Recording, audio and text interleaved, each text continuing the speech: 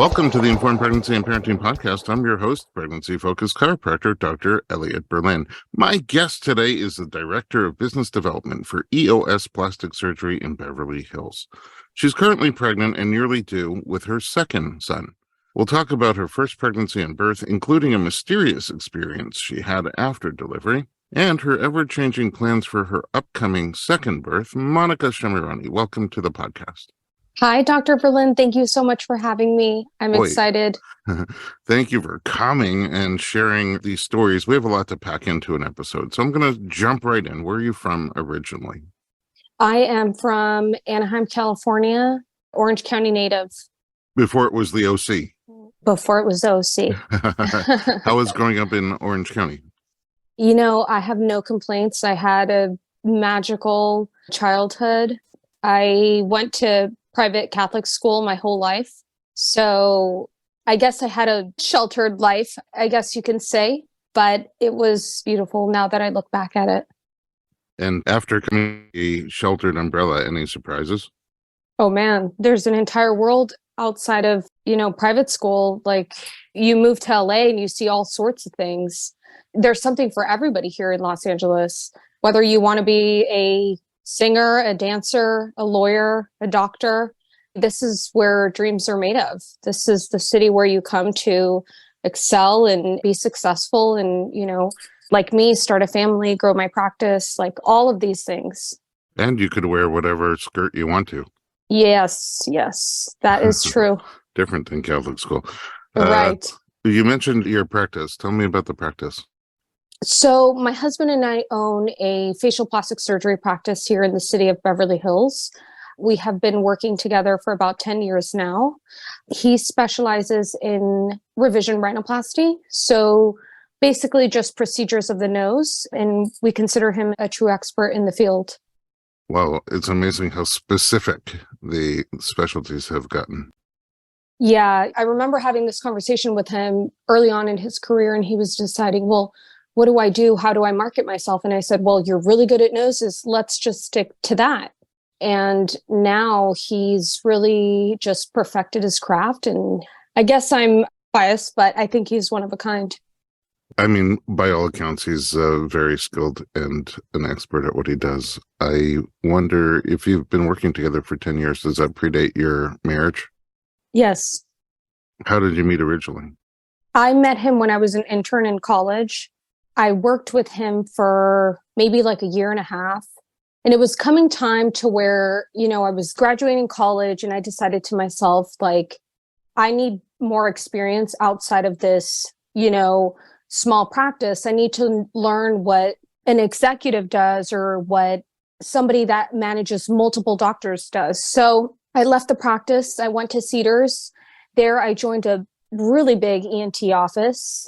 And I think at the time there was about 10 or 12 doctors. And I learned how to run an operating room.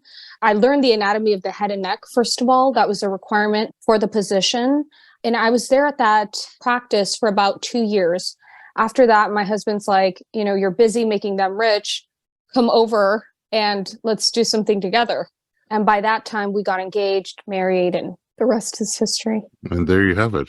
Yes. Is kids something that you decided on early on? I really wanted kids from the very beginning. My husband was a little bit hesitant. I think if you ask him, he would have said, if I didn't meet you, I don't think I would have had kids. I didn't want kids. Oh, at all? At all. And when he met me and, we fell in love, he wanted a baby. He's like, I want a family. I want to get married. And I want to, run this awesome practice with you. So we did all the things and here we are. Wow. I mean, that's a big shift. Yeah. I remember the day that I met him, I always say this story. This was 10 years ago. So you have to remember this was before the beautiful fig scrubs. And he was wearing these like horrific, like teal oversized scrubs. It didn't stop there. The shoes. It was like these pointy, like dress shoes, like they came up, like they had like a point at the end. And I remember I was wearing like this white suit with this like beautiful Louis Vuitton purse and my hair was done. I had the fake lashes, the whole thing. I was going to interview with a Beverly Hills plastic surgeon. I had to put my best foot forward. And I thought to myself, wow, he's really handsome, but I can't see past his neck. Like everything below the neck has got to go. So if you see him now, he's totally different and manicured. He's had the Monica overall. Oh, yeah. Yeah. Once you decided, yes, let's have kids together, did they come easily to you? My first pregnancy was actually a miscarriage. Oh, I'm sorry to hear that. Yeah, it was horrible. I think going through that, your first time trying, it was our very first time trying. We got pregnant right away and it ended up being a miscarriage, which your first being a miscarriage kind of scars you because you're thinking, oh my gosh, what if I can never have kids? And at this point, I'm already married. Oh, right. That's a very scary moment.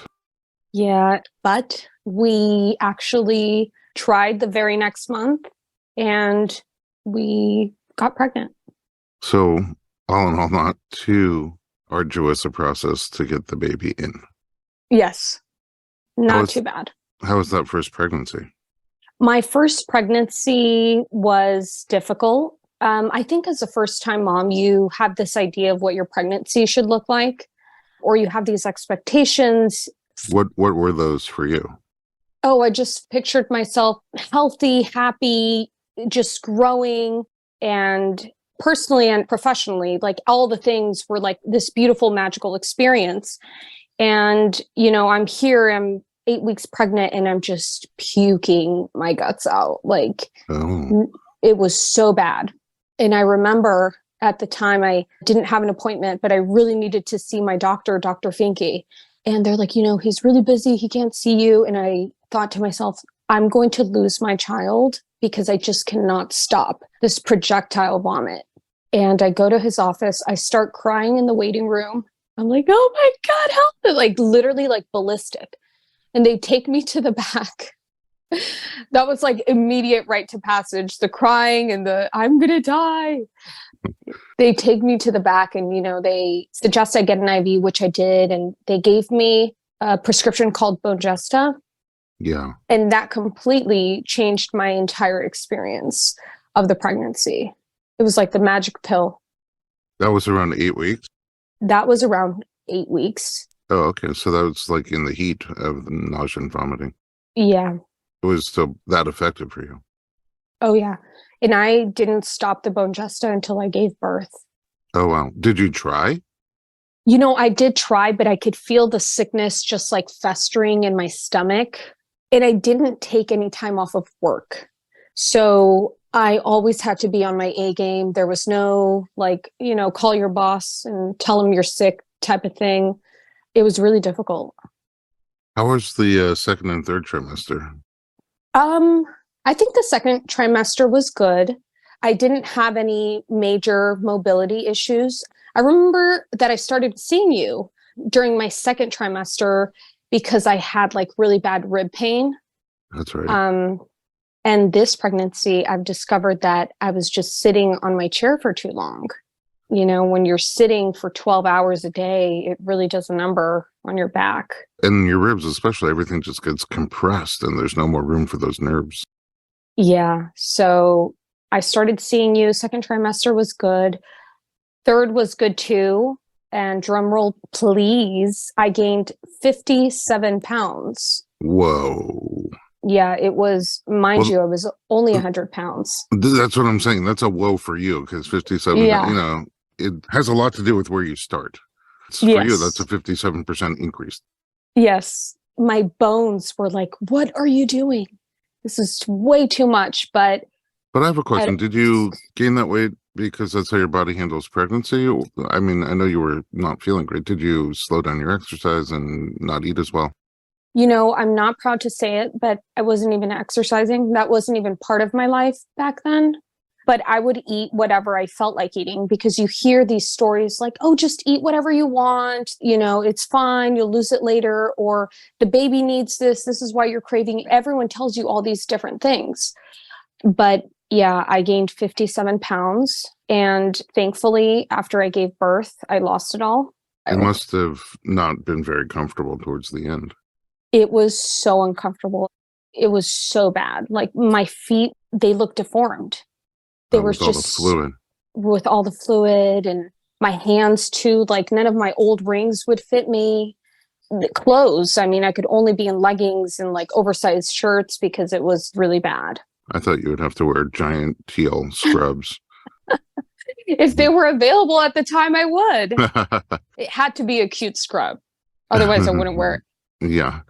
Okay, let's take a little break. When we come back, we'll find out what you planned for your birth and how things went. Don't go anywhere. We'll be right back.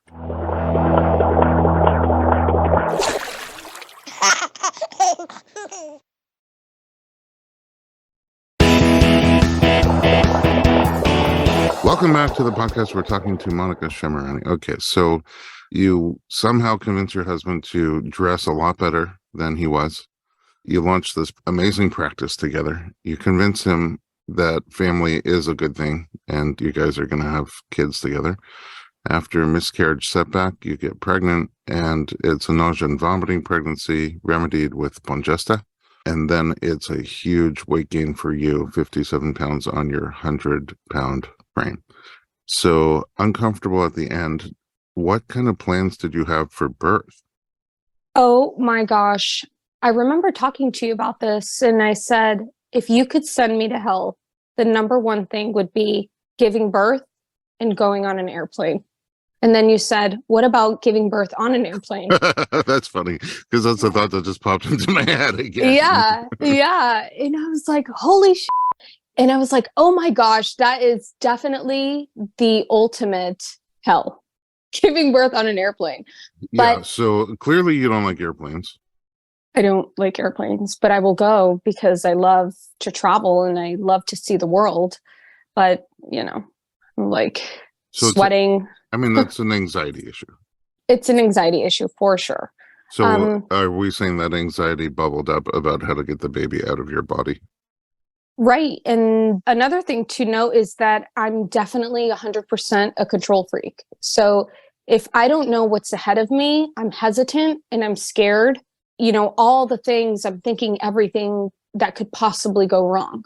About birth in particular? About birth, about everything, but especially about birth because, I'm fairly young. I'm 29 years old. I had my first baby at 25. Although I'm very mature, and my husband says you're like a 70-year-old woman, like you've been there, done that many times. And I feel like to any of the guys listening, don't take that advice. That may not be received well. Yeah. But he means it well. He's saying you're very mature. He means it well. He thinks of me as, we're equals. We're equals. We're doing this together. For us, I don't even think about, he's 15 years older than me. It's weird. Unless somebody brings it up. Right, but he's very youthful for his age, which is not old. And oh my gosh, you're very mature for your age. Yes, yes. I swear to God, he trains like an athlete. He eats extremely clean. He does cold plunges every morning. At 5 a.m., he's doing a cold plunge and working out, and he does intermittent fasting. He's just wild. I do frozen yogurt. Me too. Okay, good. I'm not alone. I'm in good company.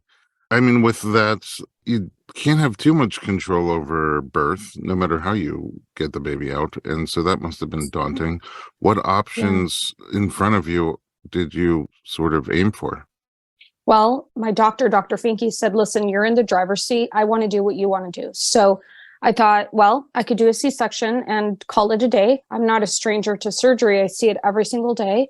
I think I know how to manage my pain properly. I think I can do that. Or I can really be, adventurous and try vaginal birth. So that's what I did. And you went for the vaginal birth with an open mind to surgery if needed. Right. So then I hired my doula, who at the time was Katie Hamilton. I started seeing you. I had a lot of great influences in my life and in my pregnancy that made me realize you can do this and everything's going to be okay. And, with the help of everyone that was helping me get through this scary time in my life, I was able to give birth vaginally. And that's a huge accomplishment for me. I mean, I'm like this tiny, pre-pregnancy 100-pound girl giving birth to an almost 8.5-pound baby. Wow. Healthy. In a Yeah. nutshell, what was that labor like? How did it start, progress, and end? Well, I was sent on bed rest at about 7 months. My cervix was really short, and Dr. Finke said, listen, you have to go home. You can't have this baby this early. He sent me on bed rest, and, by 39 weeks, the baby's just not coming. And we did 2 membrane sweeps. And I think after that last one, the second day I went into labor, and, contractions, they're hard. People say it's like a period cramp or like a really bad period cramp. I don't know that is true. How would you describe it? It's just like a pain that I've never experienced in my life. And I hope this time around it's quicker. It's like a debilitating pain that, paralyzes you. And for me, it was like a sensation from head to toe. And I remember I was driving, or my mom was driving. We were in the car. Our house is in Bel Air. So from Bel Air to Cedars, when there's traffic, you're not getting there in 45 minutes. No, the car must have been terrible. Yes. There was so much traffic. And remember, my mom's from Orange County. She knows nothing of LA traffic or how to get to the hospital. I'm giving her directions. And then my sales girl is calling me like, hey, Monica, I have this problem. And I'm like, okay, this is what you do. And she's like, what's wrong with you? I'm like, I'm in the car. I think I'm going into labor. And she's like, okay, bye. Like, it was just like okay, bye.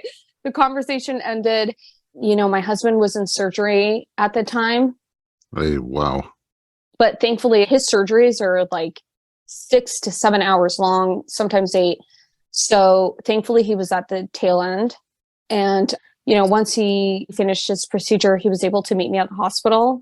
But getting to the hospital was tough. I remember my mom pulled up to the Cedars Valet, and I ran out of the car. I darted out of the car. I pressed the elevator to go up, and there was the nicest guy on the planet. He was this random construction worker, and he saw that I was like holding my stomach and crying. Obviously, I was visibly pregnant. I was 157 pounds. So he grabs this wheelchair. He takes me up to labor and delivery. And, by that time, Dr. Finke had called in, the epidural. And maybe 30 to 45 minutes after arriving, I had my epidural and all was good. Okay, so it worked for you. And the administration of the epidural was smooth? Yeah. It was fine. I think maybe halfway through the labor, it stopped working. So they had to redo it. But every minute when you're in labor and these contractions are coming and coming, it just seems like an eternity. But all in all, it was like 45 minutes from the time I arrived to the hospital to the time I got an epidural. And how was pushing? Oh my gosh. I pushed maybe for like 6 hours, I think. The entire birth was like, oh my gosh, I was pushing for a long time. And finally, after all of that, I had my son. And it wasn't too bad. It really wasn't as bad as I thought it could have been. I didn't have any tears, thankfully. My doula was there with me. She was helping me do like the exercises with the peanut ball. The lights were dim. She had aromatherapy. She had music. Massage was an option. It was really zen in there, minus the fact that like my husband's like in the corner shivering, like his teeth are clenching. He's like, I'm so cold. I'm so cold. And I'm like, you're cold? Seriously? And, this time around, he says he's bringing... cold plunge guy? Yeah, I know. The cold plunge guy, he's complaining about the room being too cold. But poor guy, he was in the corner just waiting for our son. And, finally we had him. Okay. When you finally got him out, what position were you in? I was laying down. On your back? I was laying down on my back, yeah. Okay. The traditional, I guess, hospital birth experience. I mean, you said the epidural was kind of in and out. What kind of sensation did you have at that point? It was just like sharp pains in my lower back. Like my entire left side, I could feel some kind of pain. that I knew was not right. Like something's not working on the left side. No, it's So, interesting also yeah. because you're a control freak, and sometimes control freaks don't like not feeling their body or not being able to move their body. Was that an issue for you at all, or was it just so relieving to the discomfort that it was fine?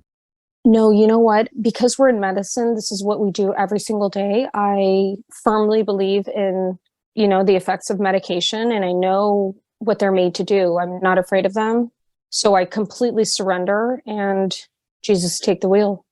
Oh, what a great place for a little break. On that note, we'll be right back.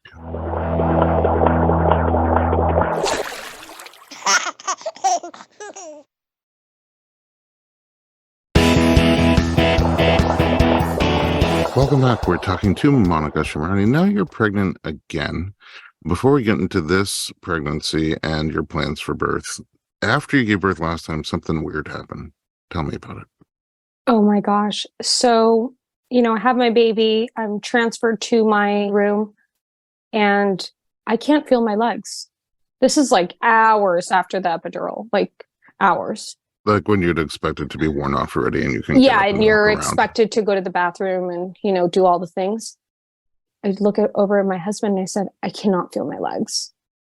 I can't walk. I can't even try to bring myself to like a forward sitting position because I have no strength to do that. So, they bring a team of like neurologists, they really couldn't find anything. I remember it was this really handsome neurologist, and I'm a like OCD clean freak. So I'm like, oh my God, I haven't showered in 24 hours.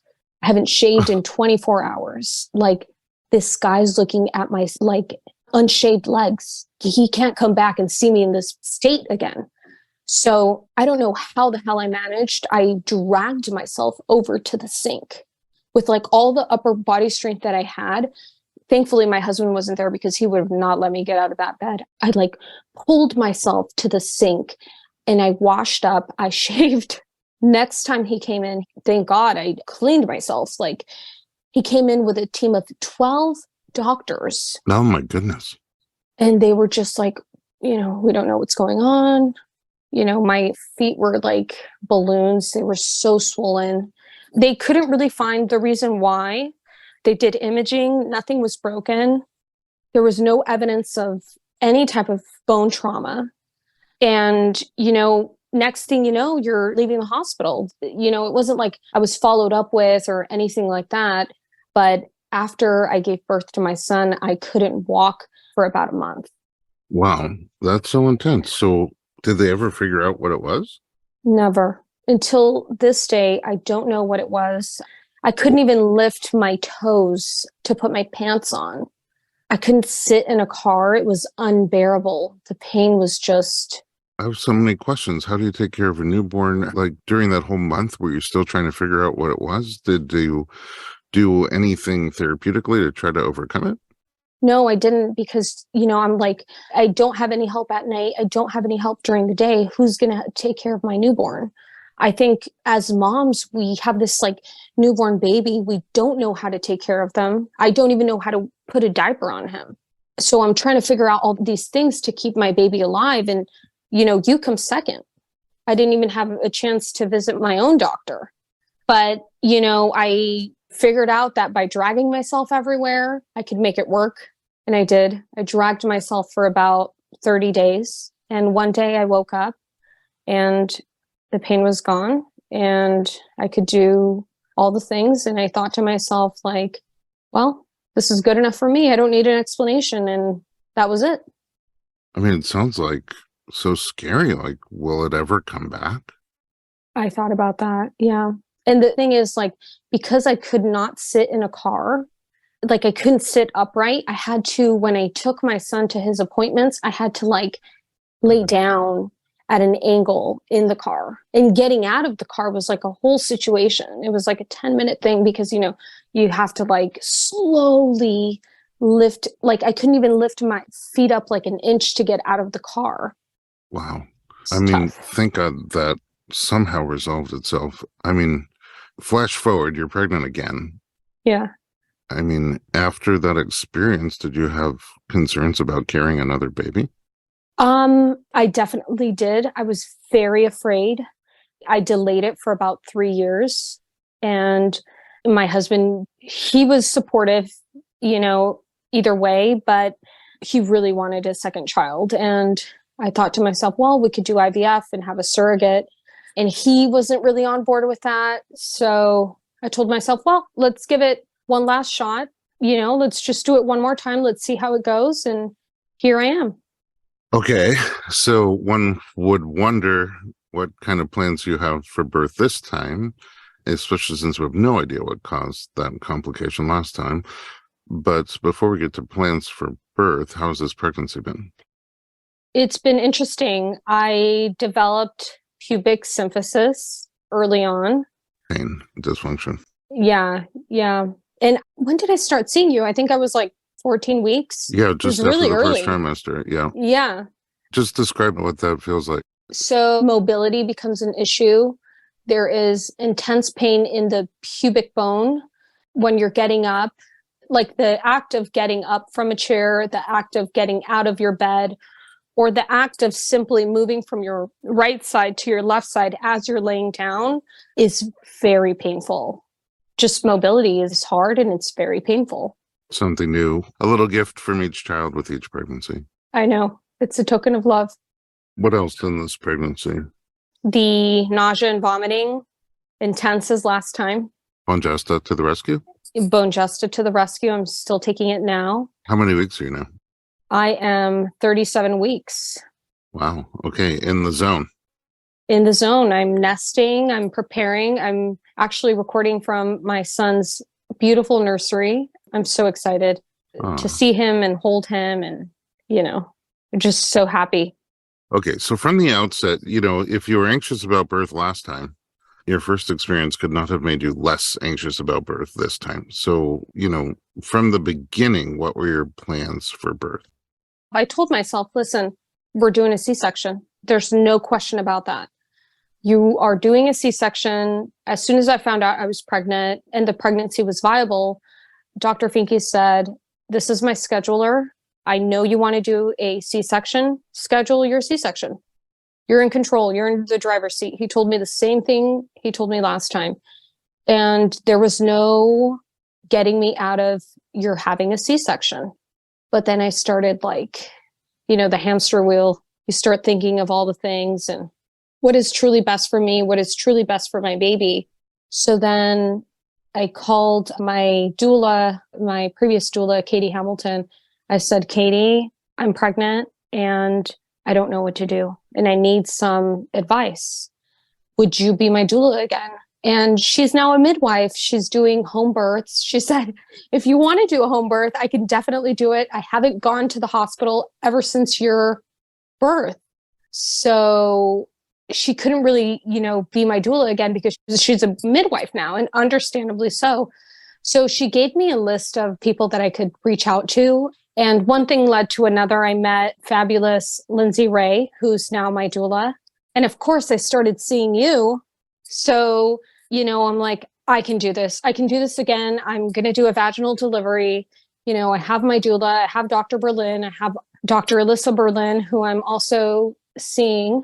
Everyone's encouraging me that I can do this, and I think I can. So the plan changed from a C-section to a vaginal birth.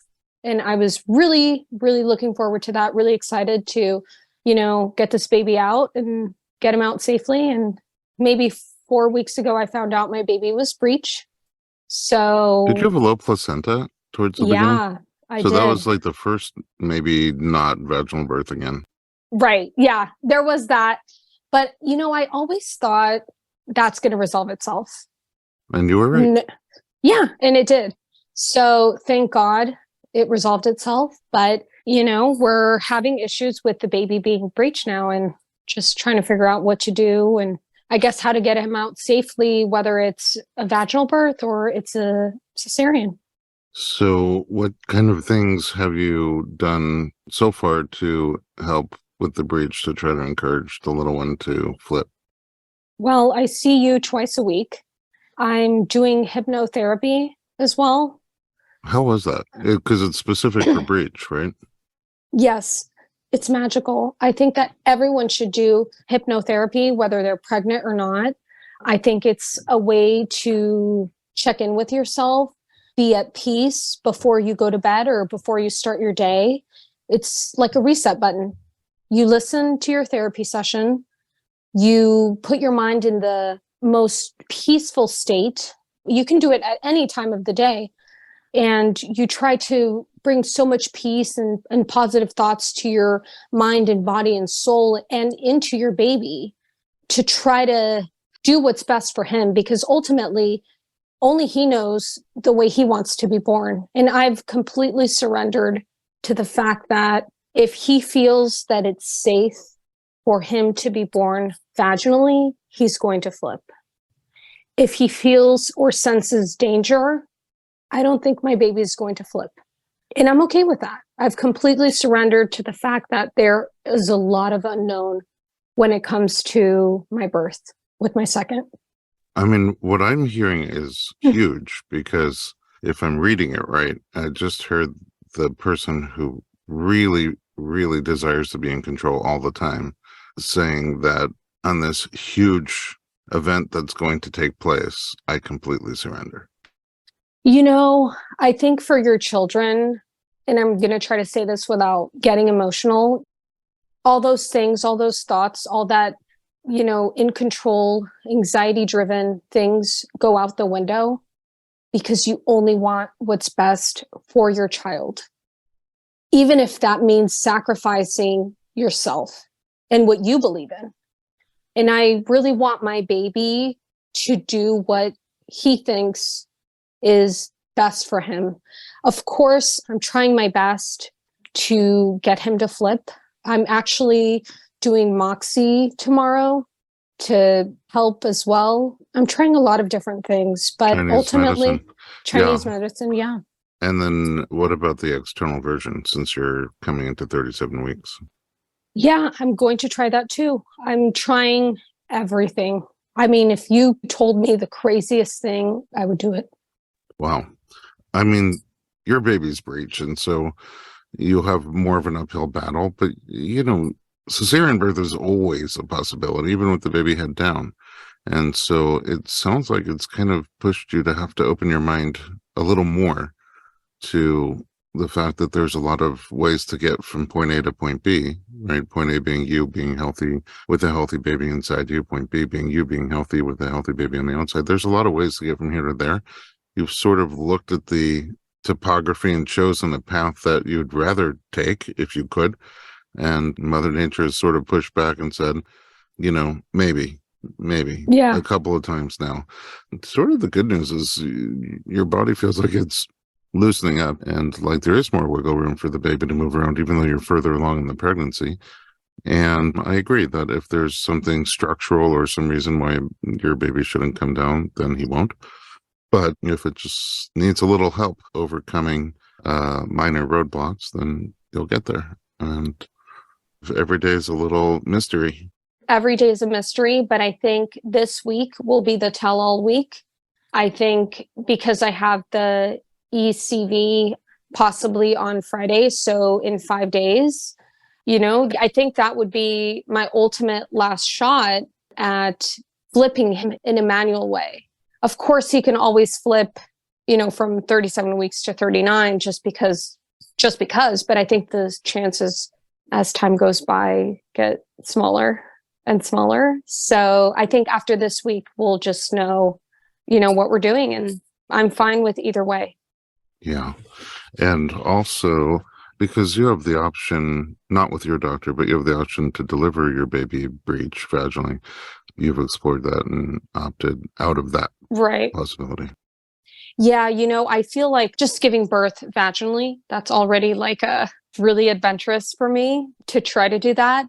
So giving birth to a breech baby is like giving birth on an airplane. Enough said. Enough said. I hear you on that. Well, Monica, thank you for sharing these interesting stories. Everybody's birth is kind of interesting, but you have interesting elements to it. And a lot of people struggle with anxiety and it bubbles up around birth. Just not everybody's comfortable enough to talk about it. So I really appreciate you sharing so open and honest in terms of your situation. I love that you've surrendered, and it's sort of surrender, but at the same time, do everything you can to kind of help the baby have the birth that you would like for the two of you to have if it's the safest thing to do. And that's powerful. It's inspiring. And like you said, it's the power of motherhood. Yeah, I mean, you change your tone when it's between you and your baby. As a mother, I think you just want your kids to do what's best for them. And of course, you want to guide them. Like I'm trying to guide him to, allow me to give birth to him vaginally, but he's the boss. He's in control right now. And we're just going to, take it day by day and see how this goes. And I know whatever decision is made, it's going to be the best one for him.